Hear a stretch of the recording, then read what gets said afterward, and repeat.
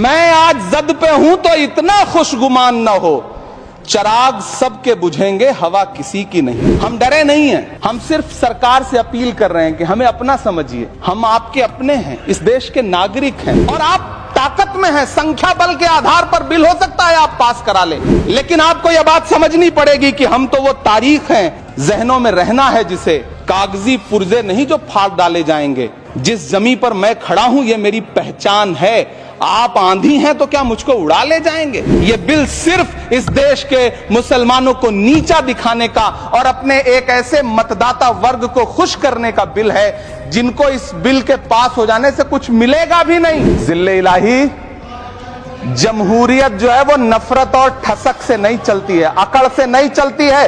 उसमें सबकी हिस्सेदारी जरूरी है। सबको समझना पड़ेगा कि जब जंगल में आग लगती है तो न वो बरगद बचते हैं जो हवा को आंधी में तब्दील करते हैं, न वो बांस बचते हैं जो आपसी रगड़ से चिंगारी पैदा करते हैं। जिस बिल को मुसलमानों के हुकूक की हिफाजत करने वाला बिल बताया जा रहा है, उसी को पेश करने के लिए और उस पर बात करने के लिए लोकसभा में भाजपा सरकार के पास एक भी मुस्लिम सांसद नहीं है। जिस वक्फ बिल को मुस्लिम महिलाओं को हक दिलाने वाला बताया जा रहा है, उसे संसद में पेश करने वाली पार्टी के पास न तो राज्यसभा में, न लोकसभा में, न देश की किसी विधानसभा में एक भी मुस्लिम महिला सदस्य नहीं। बस आप कह रहे हैं यह बिल उम्मीद की नई किरण है। नहीं साहब, इसे भले किरण जी लेके आए हैं, लेकिन ये उम्मीद की नहीं बल्कि नाउम्मीदी की किरण है। कल किरण रिजिजू जी कह रहे थे कि रेलवे की जमीनें देश की जमीनें हैं, डिफेंस की जमीनें देश की जमीनें हैं। हाँ मंत्री जी हैं, बिल्कुल हैं। तो हम भी तो इसी देश के नागरिक हैं, हम भी तो इसी देश के बेटे हैं। तो वक्फ की जमीनें भी तो इसी देश की जमीनें हैं, उनको पराया क्यों बोलते हैं आप? और मंत्री जी, मैं इस सदन में अलल ऐलान ये कहता हूं कि जब भी इस देश की जमीन को लहू की जरूरत होगी, आपसे 2 कदम आगे इमरान खड़ा मिलेगा। ये मैं आपसे यकीन दिलाते हुए कह रहा हूं। मैं सरकार से कहना चाहता हूं, हमसे हमारी इबादत गाहें तो मत छीनिए ना, हमारे घरों पे बुलडोजर तो मत चलाइए ना, हमारी कब्रों में तो हमें सुकून से सोने दीजिए ना। लेकिन डॉक्टर बाबा साहब अंबेडकर के संविधान को हर दिन कुचलने वाली ये सरकार देश के मुसलमानों से नफरत में इतनी अंधी हो गई है कि खुलेआम देश की संसद में देश सरकार के माइनॉरिटी मिनिस्टर साहब और होम मिनिस्टर साहब झूठ बोलते हैं और देश को गुमराह करते हैं। धन्यवाद मोदी जी, क्या बढ़िया सौगातें मोदी दे रहे हैं आप। पहले हमें गुजराते मोदी दिया, आप सौगातें मोदी दे रहे हैं। कि इसी ठसक के साथ देश की संसद में सीए का कानून भी लाया गया था। इनसे नागरिकता लेने के लिए 2000 व्यक्ति भी नहीं आए, जबकि इसके उलट इन्हीं की सरकार में पिछले 10 साल में 15 लाख से ज्यादा भारतीयों ने भारत की नागरिकता छोड़ करके दूसरे देश में जाकर के बस गए। यह हुआ उस कानून का अंजाम। जिस तरह आज वक्फ के फायदे गिनाए जा रहे हैं, उसी तरह से किसानों को भी कृषि कानूनों के फायदे गिनाए गए थे। लेकिन अंजाम क्या हुआ? 700 किसानों की शहादत लेने के बाद सरकार को अन्नदाता किसानों के सामने घुटने टेकने पड़े और कृषि कानून वापस लेने पड़े। कल देश के माइनॉरिटी मिनिस्टर ने लोकसभा में खड़े होकर एक शेर सुनाया था कि मुझसे कोई बदगुमान न हो, तो मैं उन्हें एक शेर सुनाना चाहता हूं। मैं आज जद पे हूं तो इतना खुशगुमान न हो, चराग सबके बुझेंगे हवा किसी की नहीं। कि चरागों के सफर में दबदबा हो आंधियों का तो फिर अंजाम जुल्मत के सिवा कुछ भी नहीं होगा। ये दुनिया नफरतों के आखिरी स्टेज पर है, इलाज इसका मोहब्बत के सिवा कुछ भी नहीं होगा। मेरी पलकें गीली हैं। अगर देश की एक बहुत बड़ी आबादी को लगता है कि आप उसका भला करने के लिए नहीं बल्कि उनकी इबादत गाहों, उनकी कब्रिस्तानों, उनकी खानकाहों को बर्बाद करने का बिल ला रहे हैं, तो फिर आप अगर समझाने में नाकामयाब रहे हैं तो यह आपकी नाकामयाबी है। पहले समझाइए, उसके बाद कोई बिल लेकर के आइए, तब शायद हम आपका इतनी पुरजोर तरीके से विरोध ना करें। हम ही को कातिल कहेगी दुनिया, हमारा ही कत्लेआम होगा। हम ही कुएं खोदते फिरेंगे, हम ही पे पानी हराम होगा। सभापति महोदय, सन 1947 में दिल्ली की जामा मस्जिद की तारीखी सीढ़ियों पर खड़े होकर के भारत रत्न मौलाना अबुल कलाम आजाद साहब ने कहा था कि मुसलमानों कहां जा रहे हो, यह है तुम्हारा मुल्क, यहां तुम्हारे आबाओ अजदाद की कब्रें हैं, उस वक्त मौलाना आजाद की ये सदाएं सुन करके लोगों ने अपने सरों की गठरियां उतार करके रख दी थी। आज उसी दिल्ली में मौजूद देश की संसद में एक बिल आया है जो हमसे उसी जामा मस्जिद की सीढ़ियों के सबूत मांगेगा, जो उन्हीं सीढ़ियों के पास अपनी कब्र में सोए हुए मौलाना आजाद को फिर से कब्र से सदा देनी पड़ेगी कि ये जो कब्र है वो मेरी कब्र है, ये किसी सरकार की जागीर नहीं है। सभापति महोदय, मैं जहां खड़ा हूं इसी संसद भवन के सामने सड़क के उस पार अपनी कब्र में सोए हुए भारत के पूर्व राष्ट्रपति फखरुद्दीन अली अहमद की कब्र है। शायद अब उस कब्र से भी सदाएं आए कि ये कब्र मेरी कब्र है, ये सरकार की जागीर नहीं है।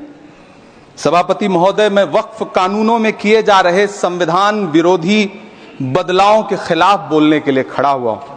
संविधान का आर्टिकल 14 हो, 29 हो, 30 हो, चीख चीख कर कहता है कि देश में सब बराबर के हकदार हैं। आर्टिकल 26 कहता है कि सबको अपने अपने मजहबी कामों के लिए मंदिर, मस्जिद, गिरजाघर, गुरुद्वारों का निर्माण करने का हक है और उसका रखरखाव का भी हक है। लेकिन डॉक्टर बाबा साहब अंबेडकर के संविधान को हर दिन कुचलने वाली ये सरकार देश के मुसलमानों से नफरत में इतनी अंधी हो गई है कि खुलेआम देश की संसद में देश सरकार के माइनॉरिटी मिनिस्टर साहब और होम मिनिस्टर साहब झूठ बोलते हैं और देश को गुमराह करते हैं। झूठ शब्द असत्य बोलते हैं। सरकार ने इस बिल का नाम उम्मीद रखा है। मंत्री जी कल से इसे देश के मुसलमानों के लिए नई उम्मीद बता रहे हैं। नहीं मंत्री जी, न तो यह बिल मुसलमानों के लिए नई उम्मीद है और न ही उम्मीद की नई किरण। सभापति महोदय, भाजपा ने पूरे देश में वक्फ के नाम पर कई सारे झूठ फैलाए हैं। आइए आज उनकी सच्चाई पर बात करते हैं। वक्फ ट्रिब्यूनल को ऐसे बताया जाता है जैसे वक्फ ट्रिब्यूनल कोई मजहबी खाप पंचायत हो। सभापति महोदय, जबकि सच्चाई यह है कि वक्फ ट्रिब्यूनल भी तो सरकारी न्यायिक विभाग है जिसमें सरकार द्वारा नियुक्त जज होते हैं, जिसमें प्रशासनिक अधिकारी होते हैं, कहीं ऊपर से थोड़ी आ गए। सभापति महोदय, देश के गृह मंत्री जी ने इसी सदन में कहा कि वक्फ ट्रिब्यूनल के फैसले के खिलाफ कोई कोर्ट नहीं जा सकता, जबकि सच यह है कि वक्फ एक्ट 1995 की धारा 83(9) के तहत हाई कोर्ट वक्फ ट्रिब्यूनल के फैसले की न सिर्फ समीक्षा कर सकता है बल्कि उसे बदल भी सकता है। सच तो यह है कि वक्फ बोर्ड खुद अपनी जमीनों के लिए कई सारी कोर्ट में मुकदमे लड़ रहा है। सभापति महोदय, दिल्ली की जिन 123 संपत्तियों को लेकर कल माइनॉरिटी मिनिस्टर, होम मिनिस्टर साहब और अभी आदरणीय नेता सदन बात कर रहे थे, आइए उनकी सच्चाइयों पे भी बात करते हैं।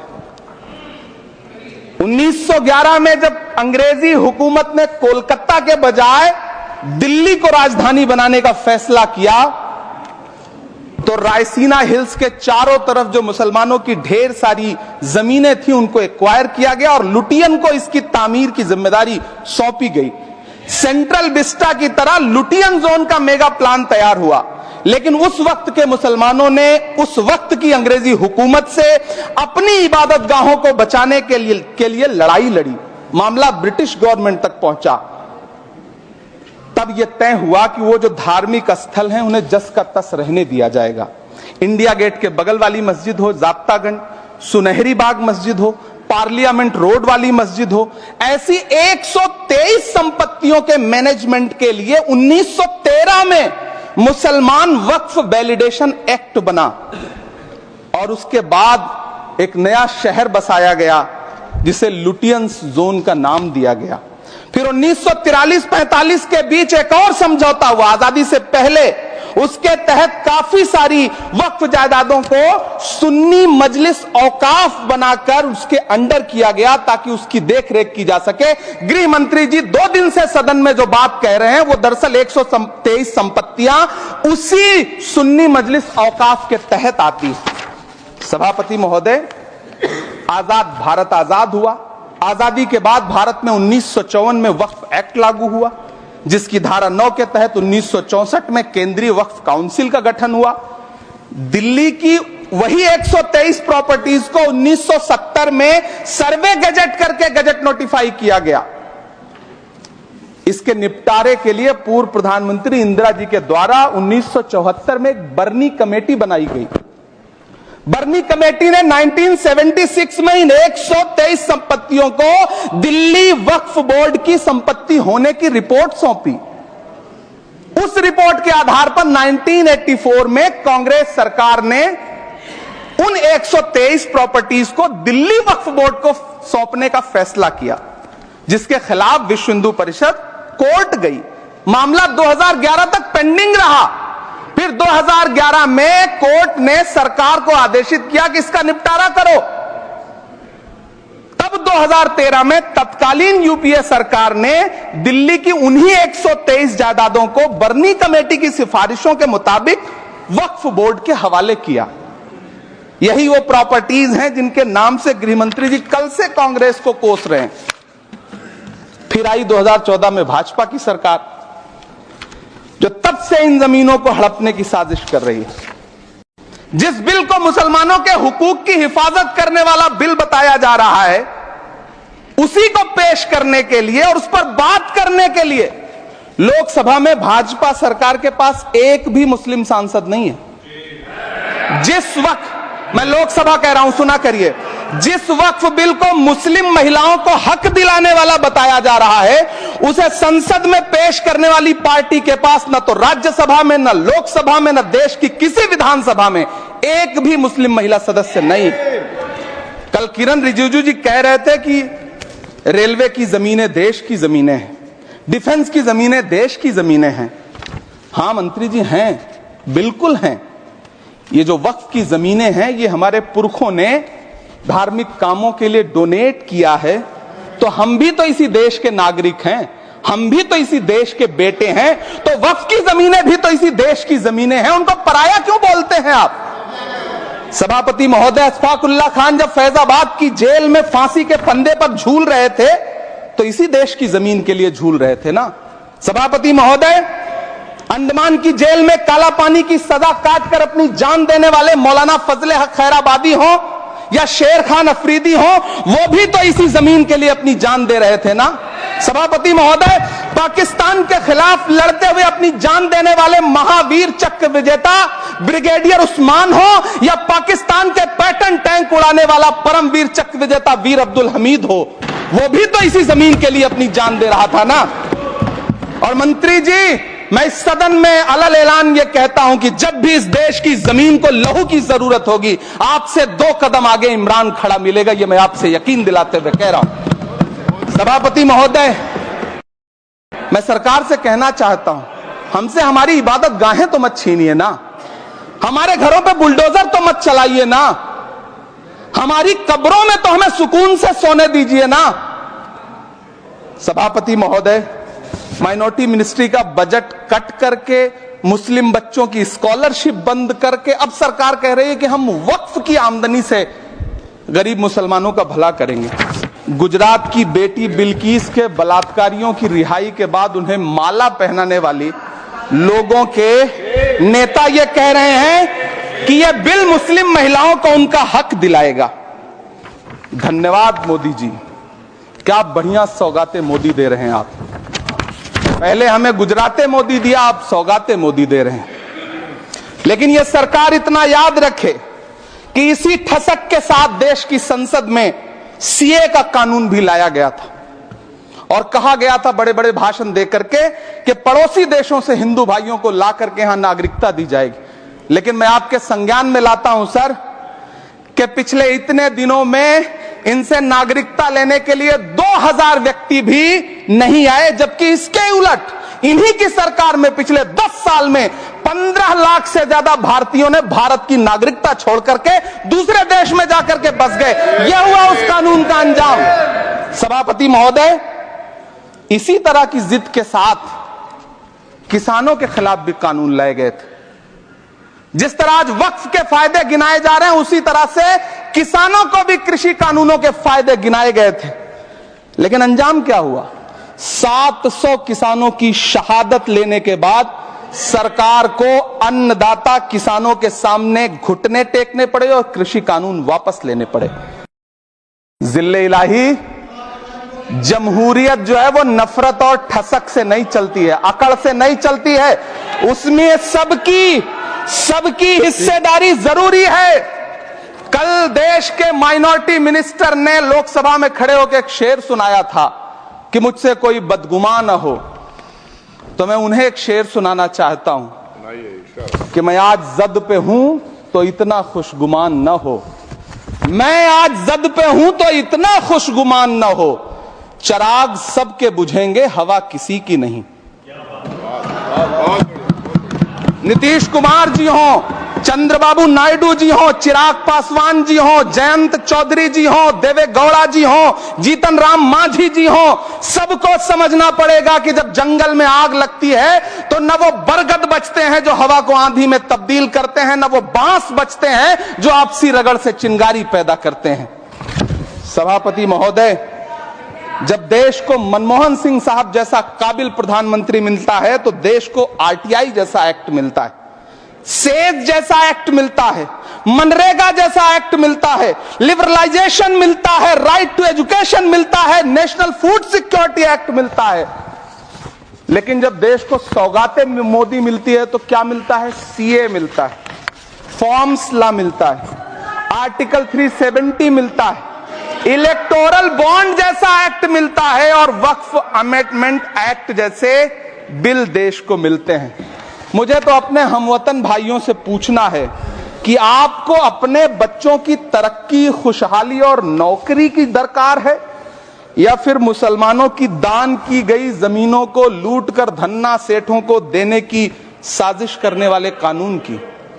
सभापति महोदय, यह सरकार रात के 3 बजे तक पूरे देश को जगा करके संसद में अपने ही नागरिकों को नीचा दिखाने के लिए वक्फ बिल ला रही थी, तो उधर रात के 1:30 बजे अमेरिका हम पर 26% टैरिफ लगा रहा था। सरकार की प्राथमिकताएं देश को पता। सभापति महोदय, मैं बहुत भावुक हूं आज, और मुझे अच्छा लगा कि आदरणीय नेता सदन जगत प्रकाश नड्डा जी ने बहुत अच्छी बातें भी की, मन से बातें की। क्योंकि उनके नाम में प्रकाश जुड़ा है तो मैं उनमें हमेशा एक रोशनी की किरण देखता हूं। मैं उनके सामने बहुत अदब से यह बात कहना चाहता हूं कि चिरागों के सफर में दबदबा हो आंधियों का तो फिर अंजाम जुल्मत के सिवा कुछ भी नहीं होगा। यह दुनिया नफरतों के आखिरी स्टेज पर है, इलाज इसका मोहब्बत के सिवा कुछ भी नहीं होगा। मैं भावुक हूं, मेरी पलकें गीली हैं।